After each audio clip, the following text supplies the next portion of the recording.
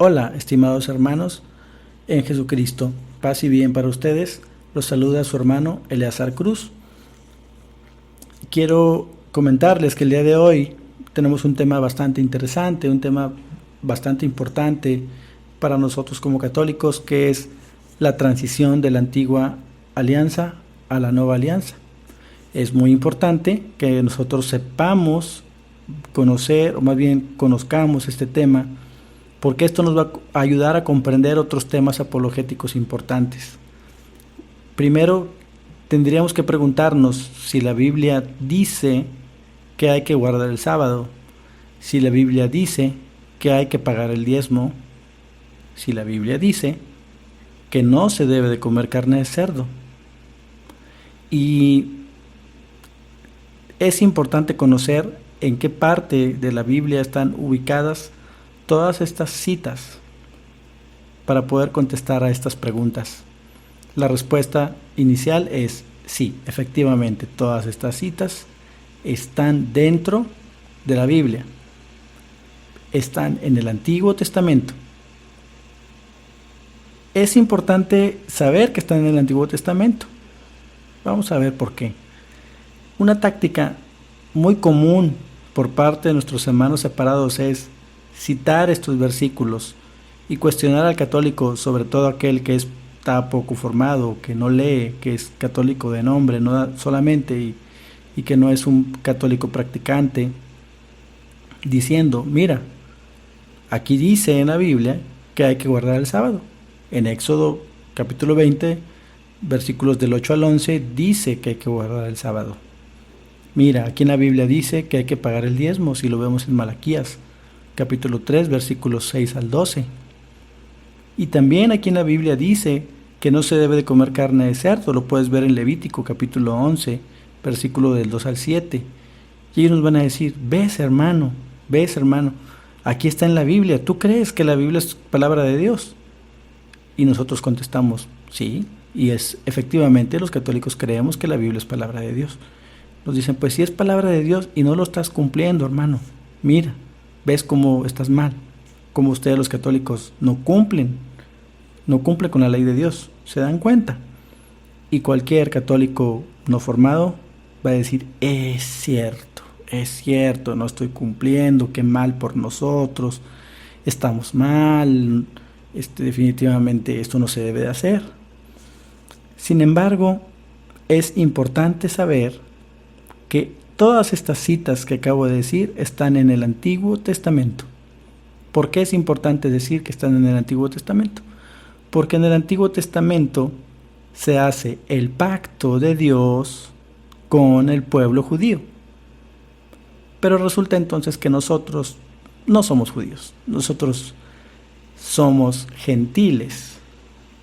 Y Jesús en el Nuevo Testamento hace un pacto no solamente con judíos, sino también con gentiles, un nuevo pacto, una nueva alianza eterna con nosotros. Por eso es que ese pacto que es con los judíos, esa ley anterior, la ley del diezmo, la ley de guardar el sábado, la ley de no comer carne de cerdo, era una ley que se aplicaba para los judíos. Es importante conocer la historia de la humanidad. La historia de la humanidad ha tenido grandes cambios desde la perspectiva de la perfección. ¿Qué quiero decir con esto? Hace muchos años, muchos años, cuando solamente existía el paganismo, los humanos eran politeístas. ¿Qué significa que eran politeístas? Que tenían muchos dioses. Y además, si tú hacías daño a alguien, esa persona pues te mataba, simplemente te mataba y ya. Cuando alguien le hacía daño a alguien más, pues lo mataban y ya, ¿no? Luego, Dios hace el pacto con su pueblo, primero con Abraham y después lo renueva con Moisés. Y cambian algunas cosas dentro de la historia de la humanidad. Uno de los cambios es que ahora entra el muy conocido ojo por ojo y diente por diente. Fue una forma de es un camino de perfección. Si antes alguien te hacía daño, tú lo podías matar. Se pone ojo por ojo y diente por diente para que no pasara eso. Entonces, si de repente alguien me daba una cachetada, yo podía con toda tranquilidad, con esta ley del ojo por ojo y diente por diente, regresar a la cachetada. Si alguien me robaba, yo podía robarle. Si alguien me robaba una camisa, yo le robaba otra camisa. ¿Sí? También en este pacto o en esta alianza, ya no existe el politeísmo. Hay un solo Dios, porque eso es algo que hace Dios con el pueblo judío, un pacto de un solo Dios. Ustedes serán mi pueblo, pero yo seré su Dios. Hay un solo Dios, ¿sí? Vamos viendo entonces que cambia un poquito del paganismo, pues no un poquito, realmente cambia mucho, desde el paganismo hasta el pacto de la antigua alianza, del politeísmo a un solo Dios y de matar a aplicar el ojo por ojo y diente por diente. Pero, siguiendo la historia de salvación, en el Nuevo Testamento cambia todo eso, porque ahora cambia el ojo por ojo y diente por diente. Y ahora, ¿qué nos dice Jesús? Si te dan en una mejilla, pon la otra. Si te roban tu camisa, regálales también la capa, ¿sí? Vamos viendo ese cambio que hay en la historia de la humanidad, cómo con Jesús viene la perfección. Respecto de un solo Dios, sigue siendo un solo Dios, solo que ahora se manifiestan las tres personas divinas, en el Padre, en el Hijo y en el Espíritu Santo. Todo esto en el Nuevo Testamento. Podemos entonces nosotros visualizar que entre cada uno de estos mundos y alianzas hay una representación de una superación, hay una mejora. Podríamos preguntarnos entonces nosotros, o podrían preguntarse nuestros hermanos separados, si nosotros despreciamos el Antiguo Testamento. Pues no lo despreciamos, porque es también palabra de Dios. Sin embargo, en esta historia de superación que yo les acabo de mencionar, entre una alianza antigua y una nueva, hay cambios. Y voy a poner un ejemplo, el ejemplo del diezmo. Recordemos que el diezmo estaba destinado a ser administrado por los levitas, por el sacerdocio de los levitas. A ellos se le daba el 10% de la cosecha y era obligatoria. Este 10% de la cosecha era obligatorio. En la nueva alianza eso cambia. ¿Qué dice Jesús? Jesús, que es la perfección. Jesús, que viene a llevar a plenitud la ley, no a abolirla ni a derogarla, sino a llevarla a plenitud. ¿Qué dice él? Le dice a los apóstoles: dar gratis lo que han recibido gratis. Eso está en Mateo capítulo 10, versículo 8. Pero sin embargo, claro que la iglesia tiene que mantenerse, ella y mantener también a todos los pobres, ¿no? A todos los pobres y todos los apoyos que da la iglesia. Y se aceptan, sin embargo, esos apoyos con aportaciones voluntarias que se dan según las posibilidades de cada persona. Mire, vamos a leer Corintios capítulo 9, versículos del 7 al 8. Dice: cada uno dé como propuso en su corazón, no con tristeza ni por necesidad, porque Dios ama al dador alegre, y poderoso es Dios para hacer que abunde en nosotros toda gracia, a fin de que, teniendo siempre en todas las cosas todo lo suficiente, abundéis para toda buena obra.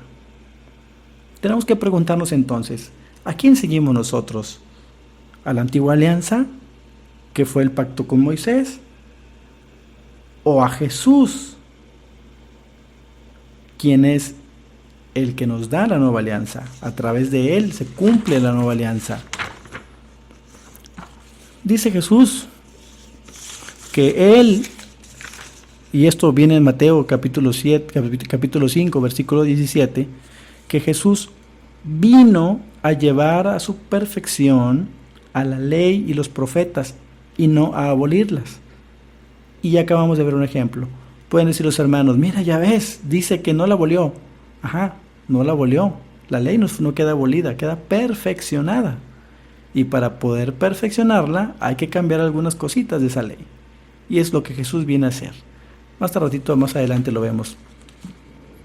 Dice, nuevamente leo, no penséis que he venido para abrogar la ley o los profetas.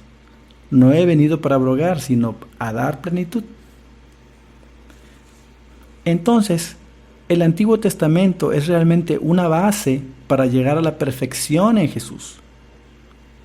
Por ejemplo, en el Antiguo Testamento la mujer era propiedad del hombre.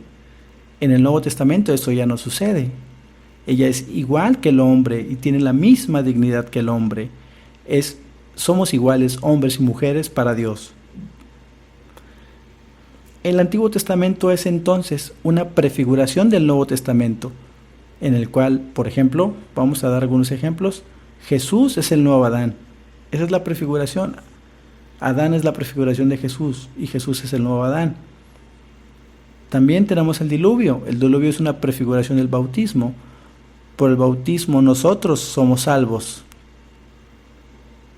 Y también Noé, a través del agua, fue salvo. Jesús practica muy bien y cumple el Antiguo Testamento. Él se circuncidó, por ejemplo. Él fue presentado en el templo. Él seguía la Pascua judía. Todo esto para él, al dar cumplimiento perfecto al Antiguo Testamento, poder dar un segundo orden, la nueva alianza, que es su sangre que nos redime. La nueva alianza se hace a través de su sangre. Su sangre es nuestra redención. Por su sangre somos redimidos. Bueno, Jesús se presenta en este mundo predicando la conversión. Él siempre pidió convertirnos, conviértanse, arrepiéntanse. Podemos ver nosotros entonces en la ley de Moisés que se reflejaba el sentir de Dios y se expresaba sus designios divinos. Perdón. Sin embargo, esta obediencia por parte del pueblo de los judíos se debía a que ellos veían a Dios como un Dios siempre amenazante, alguien extremadamente justiciero. Y fue tanto ese culto a esa norma de esa ley que solo hacía que los judíos llevaran una aceptación externa de esas normas, de esa normatividad legal. Pero no existía un encuentro interior con Dios. Agreguemos esto, el cumplimiento de la ley en gran parte del pueblo judío. El pueblo se decepcionaba porque la religión de los judíos lo ataba demasiado a legalismos, era demasiado cumplimiento de leyes y obras, digamos, de hombres, más que acercarle a Dios mismo. Sin embargo, para Jesús, la ley del Sinaí era sagrada. Y Él viene y quita todo esa parte inhumana y todo lo que no es de Dios en ella, y rescata todo lo positivo y puro y le da un nuevo espíritu. Porque cambiando el espíritu es más revolucionario hacer esto, cambiar el espíritu, que cambiar una ley por otra. Por eso Él dice, yo no vine a abrogar la ley, no vine a cambiarla por otra. Es la misma ley, haciendo Él cambios importantes, pero sin embargo, Él lleva a la perfección esa ley. Así, Jesús pasa de ser un Dios de terror del Antiguo Testamento a un Dios de amor. Y Jesús hace 3 cambios fundamentales dentro de la ley. Primero, Él personaliza la ley. O sea, que se pone en el lugar de la ley. Vamos a leer lo que dice San Pablo en los Romanos, en el capítulo 10, versículo 4, dice: cumplir la ley ya no será cumplir gestos, sino amarle, participar de su vida. Cristo es la ley del cristiano, como el amado es la ley del amante. Cuando 2 se amen, entre ellos no hay ley. El amor sustituye a toda ley. El amor sustituye a toda ley. Y esto se complementa con la segunda parte, con el segundo cambio fundamental que Jesús hace. Porque Jesús, en el segundo cambio, Él relativiza la ley. ¿Y por qué la relativiza? Pues porque esta era esclavizante y Jesús somete la ley al relativismo del amor. Para Jesús, la ley no es algo absoluto, solamente Dios es absoluto. Vamos a ver qué dice Hebreos capítulo 10, versículo 9. Y diciendo luego, he aquí que vengo, oh Dios, para hacer tu voluntad, quita lo primero, otra vez, quita lo primero, para establecer esto último. Y por último, el tercer cambio fundamental, Jesús radicaliza la ley. ¿Qué quiere decir? Que Jesús ni la suaviza, ni la recorta, sino que la lleva hasta el límite, hasta la entrega total. Una ley más alta, su gracia, el evangelio, su amor y redención. Mire, vamos a ver qué dice Efesios, capítulo 2, versículo 15 al 16. Dice, aboliendo en su carne las enemistades, la ley de los mandamientos expresados en ordenanzas, para crear en sí mismo de los dos un solo y nuevo hombre, haciendo la paz, y mediante la cruz reconciliar con Dios a ambos en un solo cuerpo, matando en ellas las enemistades. Es entonces Jesús quien hace esta nueva alianza con nosotros, dejando entonces la anterior alianza sin efecto, porque Jesús perfecciona la ley, y al perfeccionarla, al hacer una nueva alianza, al decir nuevo significa que es diferente a la ley anterior, porque es nueva alianza. Como conclusión, tenemos entonces ahora la base para comprender por qué la ley mosaica ya no nos aplica a nosotros en esta nueva alianza, porque Jesús la ha llevado a la plenitud en el amor. En el amor. Yo les hago una invitación, estimados hermanos. Es importante que la Biblia no la leamos nosotros fuera de contexto, porque una cita fuera de contexto es un pretexto, eso lo sabemos perfectamente. La Biblia, claramente lo dice Pedro, no es de interpretación personal. Yo no puedo agarrar la Biblia y leerla y interpretarlo como yo quiera, porque por eso se hacen tantas divisiones, tantas iglesias, tanta división en el mundo actual. Hay iglesias todos los días, iglesias nuevas todos los días, porque un pastor se pelea con otro y se dividen porque uno piensa una cosa, uno piensa que tiene el Espíritu Santo y el otro también. Se separan porque se lee como una interpretación personal. De ahí la importancia que la Biblia la leamos siempre a la luz del magisterio de la iglesia, que son los obispos y el Papa en armonía. No solo los obispos, no solo el Papa, es en armonía. Ellos tienen ese Espíritu Santo que adquirieron el día de Pentecostés. Bueno, hermanos, es todo por el día de hoy. Yo les envío un cordial saludo y deseo que el Señor, que es todopoderoso y misericordioso y eterno, esté siempre con ustedes, siempre. Y María, nuestra Madre. Bueno, es todo por hoy. Les mando un abrazo. Hasta la próxima.